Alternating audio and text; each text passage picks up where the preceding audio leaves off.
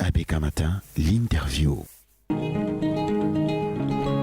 Avec le docteur Yambé Timbre, on parle de bauxite et de martap avec justement la convention minière qui a été signée après 3 ans de procédure avec le ministère des Mines de notre pays. Et on en parle avec lui pour comprendre quels sont les différents enjeux. Docteur Yambé Timba, bonjour et bienvenue sur ABK Matin. Nous sommes heureux de vous retrouver dans le cadre d'ABK Matin de ce jour. Le 30 juillet 2024, l'État du Cameroun et la junior minière australienne Canyon Resources qui développe le projet de la bauxite des mini Martap à travers sa filiale Camalco a donc signé une convention minière relative à l'exploitation de ce gisement minier situé dans la région de l'Adamawa, dans la partie septentrionale du pays. Qu'est-ce qu'on peut comprendre de cette convention? Est-ce que le Cameroun, finalement, peut en sortir bénéficiaire? Je pense que il y a certaines personnes qui ont vu ma réaction sur les réseaux sociaux et se sont dit mais c'est très dur, non, c'est du charabia, ce n'est pas sérieux. Nous ne pouvons pas nous faire si petits devant toutes les entreprises. Ce que je peux trouver d'intéressant là-dedans, c'est tout simplement le fait qu'il y a une chance qui est donnée effectivement à une junior dans le secteur de faire ses preuves. Oui. Par contre, je crois que le Cameroun, manifestement, le gouvernement actuel du Cameroun soit ne comprend pas très bien les questions économiques qui vont, la démarche économique qui doit permettre de développer le Cameroun et ne fait pas le travail de réflexion critique suffisant pour savoir que les solutions économiques doivent être portées par une option idéologique précise et que tout cela doit conduire de façon claire et de façon permanente à ne défendre que les intérêts du Cameroun et pas du tout de donner tout simplement les ressources du pays de façon aussi facile, sans contrepartie réelle pour nos populations. Nos populations doivent pouvoir sortir de la misère. L'État du Cameroun ne peut pas être tout le temps en train d'avoir un discours sur une supposée lutte contre la pauvreté, même si sur le plan conceptuel, c'est du n'importe quoi. On ne lutte pas contre la pauvreté, on développe le pays. Parce que quand il est développé, vous n'avez plus la pauvreté. Oui. Donc, vous n'êtes pas là à lutter contre ce qui ne construit pas. Vous devez être là en train de faire ce qui construit, parce que ce qui construit permet de ne pas avoir quelque chose. C'est un peu comme ceux qui disent on va lutter contre la maladie. Non, vous n'avez pas à lutter contre la maladie. Vous avez à développer la santé, parce que quand on est en santé, on n'est plus malade. Donc, l'État du Cameroun a accepté des choses dans cette convention qui donne foi au dos. C'est-à-dire, on dirait que même les fonctionnaires n'ont pas pensé qu'on devrait se donner les moyens d'augmenter leur salaire un jour. Ils n'ont même pas pensé que le pays devrait avoir une meilleure qualité de vie et ils n'ont tout simplement pas pensé aux populations de ce site qui a quand même 500 km². Il y a des gens qui sont les propriétaires historiques de cette terre-là. Et je dis toujours, et ça vient de mon livre Pot Bokibon, je l'ai mentionné là-dedans, si un État comme le Cameroun veut être crédible, chaque action qu'il pose doit pouvoir conduire à sortir son peuple de la misère. Et chacun a ce qu'on appelle les bases de sa sécurité économique.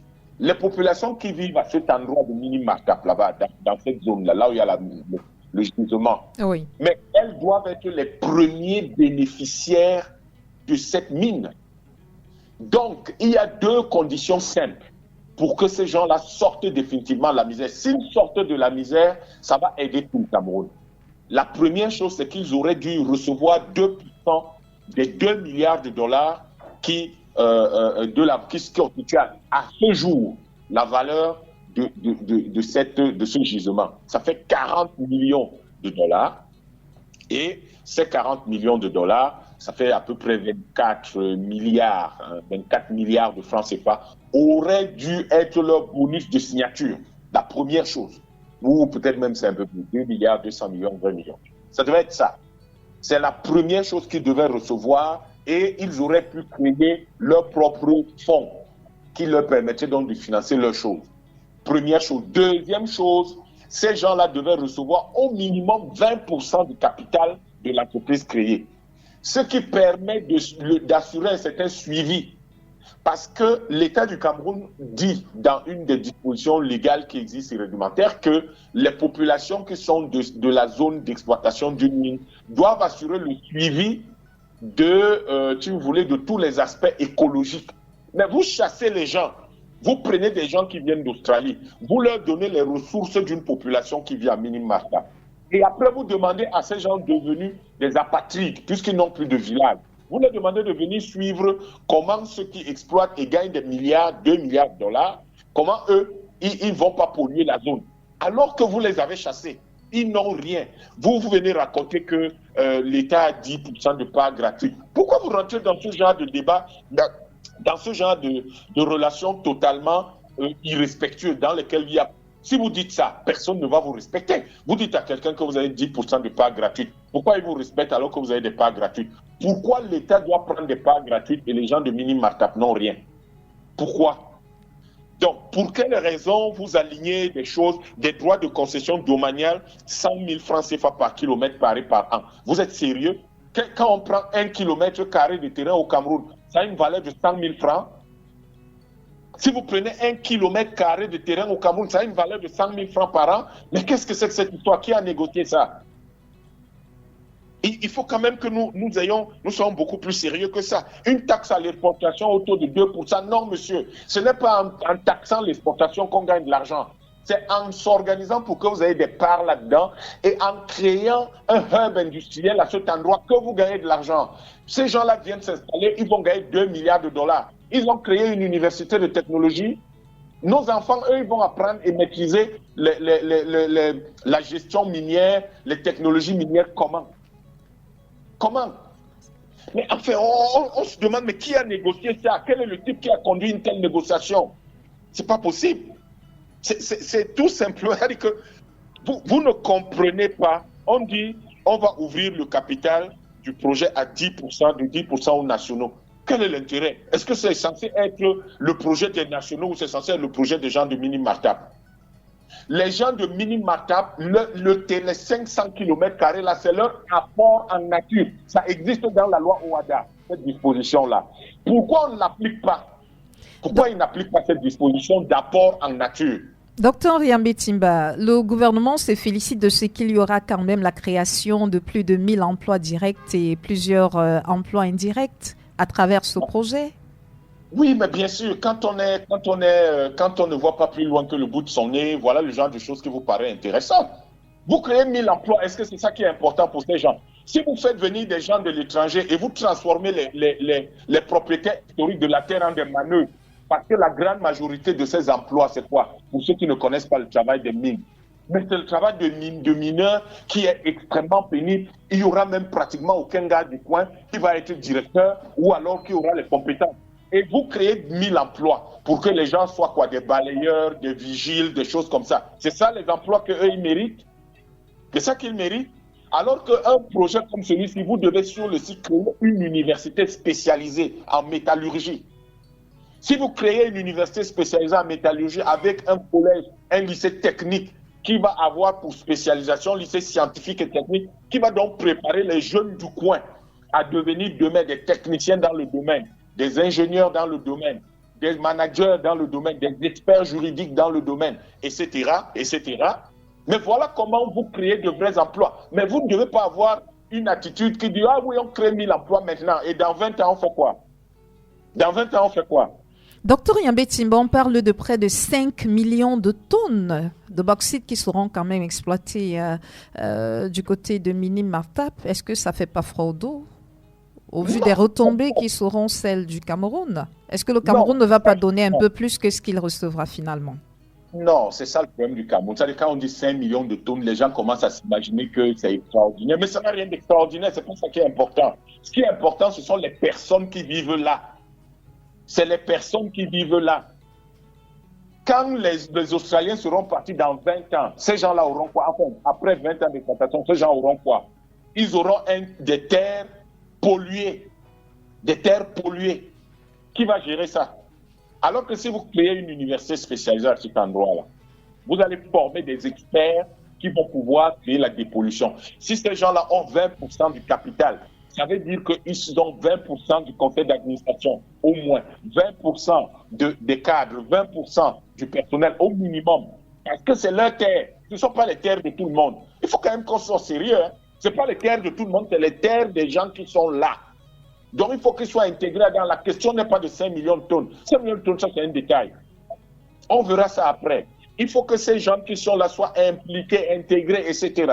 Et le fait que ces gens soient là permet même à l'État du Cameroun, puisqu'il ne voit même pas ça, d'avoir des informations de première main sur la gestion de cette mine-là et sur toutes les activités qui auront cours. Ils vont vous dire, oui, il y aura 15% de la production qui va rester sur place. Non, ce n'est pas comme ça qu'on organise un business. On n'est pas en train de vendre des arachides. On ne vend pas les arachides. Si les gens sont des vendeurs d'arachides, ils vont vendre les arachides au quartier et ils laissent les Camerounais qui sont capables de structurer ce genre de projet, les structurer. Et comme ça, on va les aider à mieux vendre les arachides parce qu'on aura un peu plus de moyens. Ce n'est pas comme ça. Ce n'est pas une histoire de 5 millions de tonnes. C'est une histoire de là où ils sont là où les gens viennent. Qu'est-ce que les populations du lieu gagnent? Ce sont nos compatriotes, il faut que nous nous soucions d'eux. Mais on a l'impression que les gens viennent de Yaoundé, ils ne se soucient jamais de personne. Eux, ils sont à Yaoundé tranquilles. Comme l'État va avoir 10% de part et qu'ils vont distribuer les autres supposés 10% qui iront aux nationaux à leurs amis, puisqu'il n'y a aucun mécanisme qui dit comment on fait pour devenir actionnaire là-bas. Et bon, après, les gens de Minimata, on va les regarder. Chaque fois qu'il y aura les ministres qui vont aller là-bas, eux, leur travail, ce sera de se mettre en route, en rang, sous le soleil, sous la pluie, d'applaudir, d'être des vigiles, c'est tout. Alors qu'il y a beaucoup de choses qu'il faudrait mettre là derrière. Docteur Yambé Timba, le cas de Mini Martap avec l'exploitation de la bauxite via cette convention qui a été signée avec cette entreprise australienne n'est pas isolé. Pourquoi est-ce que qu'est-ce qu'il faut finalement pour qu'on arrive à avoir justement des projets qui puissent être bénéficiaires pour les populations? Il y a une chose simple. Elle n'est pas compliquée. Le problème, c'est que cette chose-là enlève le pouvoir aux gens de Yaoundé. Cette chose, elle est simple, la voici. Il faut que les terres des Camerounais soient reconnues comme leurs terres. Les histoires de domaine privé de l'État, il faut arrêter ça. L'État n'a pas de terre ici, l'État a acheté ça à qui? L'État a acheté les terres à qui pour dire que l'État est propriétaire de terres? Les seules personnes qui sont propriétaires de terres, ça se voit historiquement. En 1913, qu'on appelle la carte Moiselle, quand elle est publiée par les Allemands, on sait qui occupait quelle partie du Cameroun. Oui. On sait qui occupait, donc on sait à qui appartenait quelle partie du Cameroun. L'État du Cameroun doit tenir compte de cette réalité historique et savoir donc que quand on va créer quelque chose quelque part, cette terre sur laquelle on va créer quelque chose appartiennent à tel ou tel. Et donc permettre à cette personne de considérer sa terre comme un apport en nature dans un projet. Mais on ne peut pas venir chasser les gens, c'est-à-dire on prend leurs sources, leur base économique, on donne à d'autres. Ça s'appelle un transfert de ressources. Ça veut dire que vous prenez ce que quelqu'un a, vous donnez à quelqu'un d'autre. Et vous commencez à raconter une longue histoire selon laquelle l'État a 10% de part, selon laquelle les gens vont vous louer les terres à 100 000 par kilomètre carré. 100 000 par kilomètre carré, vous avez 500 kilomètres carrés, ça fait combien? Vous louez 500 kilomètres carrés. Vous les louez à peine à 10 millions. Hein? Peut-être dans ces jours-là, c'est 1 million, je ne sais pas combien par an. C'est quoi cette histoire? Ces gens-là, s'ils devaient louer leurs terres seulement pour l'agriculture, ils gagneraient beaucoup plus d'argent que ça. S'ils louaient leurs terres pour l'agriculture, ils gagneraient beaucoup plus d'argent que ça. Tout à fait, oui. Donc, vous ne pouvez pas venir leur donner quelque chose qui est infiniment plus petit que ce qu'ils peuvent gagner par rapport au marché. Et d'ailleurs, vous ne leur donnez pas, puisque la location de terre, là, ce n'est même pas pour eux, c'est pour l'État encore. Donc, eux, ils n'ont rien. Il faut que l'État reconnaisse que les terres ont des propriétaires historiques. À partir de là, vous posez un projet sur une terre, les propriétaires historiques, on leur cède un minimum de 20% du capital. Il y a des raisons pour ça. Les juristes qui m'écoutent, ou ceux qui ont des entreprises qui m'écoutent, comprennent pourquoi il y a une discussion OADA qui justifie que je dise au moins 20%. Mais normalement, ça doit être 35%. Et l'État du Cameroun doit négocier sur ces choses-là, d'avoir un minimum qui va donc permettre de pouvoir contrôler ce type d'activité, soit dès le départ, soit au bout d'un certain temps, en tenant compte de la nécessité d'amortir les investissements qui seront faits par les partenaires extérieurs. C'est une ingénierie financière qu'on connaît, qu'on fait monter, qu'on fait faire. Lorsque vous considérez que les terres sont les propriétaires, que les populations qui vivent là sont les propriétaires, vous identifiez les propriétaires qui étaient là. Parce que la première carte de ce qu'on appelle le Cameroun aujourd'hui date de 1913. Oui. Vous cherchez les populations qui sont les populations qui vivaient là, qui étaient propriétaires, etc. en 1913. Vous considérez que cette terre est leur rapport en capital. Vous leur donnez au moins 20%, vous dégagez 2% de l'investissement, de la valeur, 2% de la valeur de la mine, qu'on leur verse comme bonus de signature, et 3% de cette valeur doit être mis dans les investissements sociaux. Une université, un lycée scientifique et technique, une école, un hôpital, etc. Et puis des aménagements de sport et de loisirs. Et quelle est cette histoire où vous regardez ce que l'État du Cameroun a demandé, vous avez l'impression que les gens viennent de Mars et ils se sont comportés exactement comme n'importe quelle colombe qui serait arrivée dans cette zone. C'est-à-dire que ça ne les concerne pas ce que les populations pensent, ça ne les concerne pas si les populations vont gagner quelque chose, ça ne les concerne pas si les populations vont sortir de la misère. C'est le même modèle que l'État du Cameroun utilise et c'est pour ça qu'on ne sort pas, qu'on reste toujours dans la misère. Le barrage de Memville, le barrage de Naktigal, vous prenez le barrage de Songloulou, vous allez à Songloulou, une bonne partie des villages à côté n'ont même pas d'électricité. Vous prenez le barrage de Déa, la même chose. Vous prenez le projet de fer de Kribi, il n'y a rien. Le projet de fer qui est en allant entre Edea et Kribi, là, rien du tout. Vous prenez la construction des aéroports, rien du tout. Vous avez pris tous les projets du Cameroun. Quand vous regardez sur le coton, ça rapporte de l'argent à ceux qui cultivent le coton là-bas, rien du tout. Ces gens auraient dû avoir 20% de de coton. Vous prenez la Sonara, vous prenez CDC, vous prenez tous ces projets de l'État, ça n'a sorti aucun village de la misère. C'est-à-dire que tous les projets de l'État ont créé de la misère parmi chez les Camerounais, mais ça n'a sorti aucun Camerounais de la misère. Pourquoi? Parce que ceux qui négocient ces projets ne savent pas comment on fait, comment on a fait ailleurs pour que les gens sortent de la misère. Vous imaginez si le Qatar avait été là à négocier ces projets de gaz de l'Arabie Saoudite en disant on va louer les gisements de pétrole à 100 000 francs le kilomètre par an. Le Qatar serait le Qatar, l'Arabie Saoudite serait l'Arabie Saoudite. C'est quoi ce délire-là? Les gens qui nous dirigent vivent sur quelle planète? Il faut quand même qu'ils essayent de se renseigner.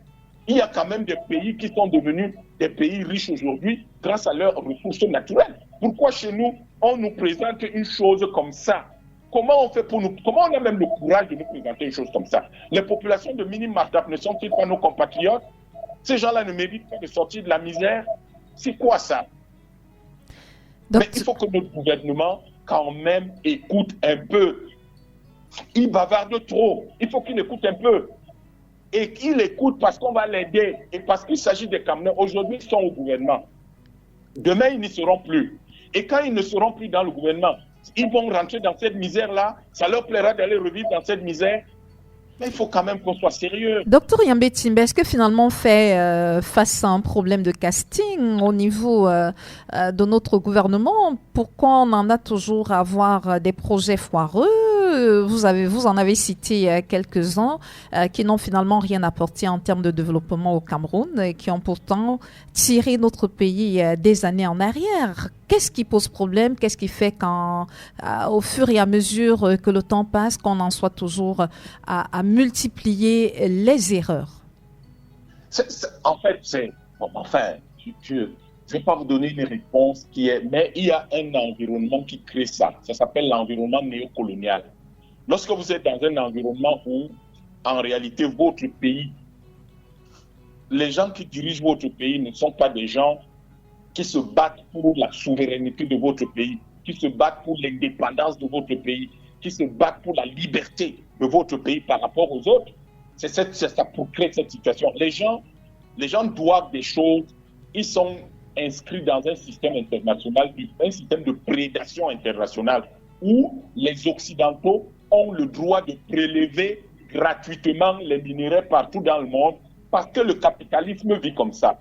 Pour que le capitalisme prospère, il faut que les facteurs de production soient de bon marché. Ça ne coûte rien du tout, particulièrement les matières premières. elle va être quasiment gratuite. Et dans le cas d'un pays comme ça, il faut considérer que les matières premières que nous vendons sont gratuites. En réalité, nous les donnons gratuitement. Oui. C'est pour ça que nous ne rapportons rien du tout.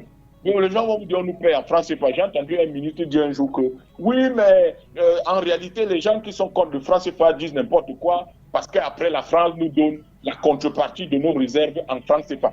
Que la France prenne les francs CFA et nous laisse nos réserves, nos devises.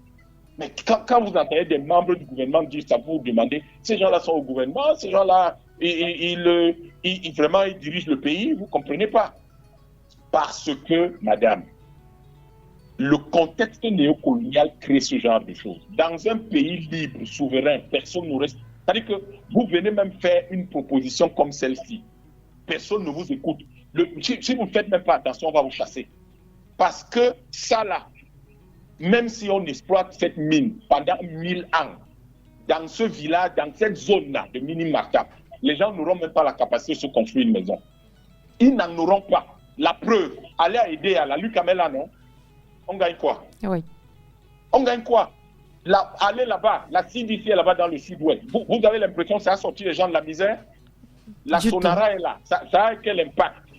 Ça a sorti les gens de la misère. Le port de Kribi, ça a sorti que de la misère. Le port de Douala, les aéroports qu'on a construits, ça a sorti que de la misère.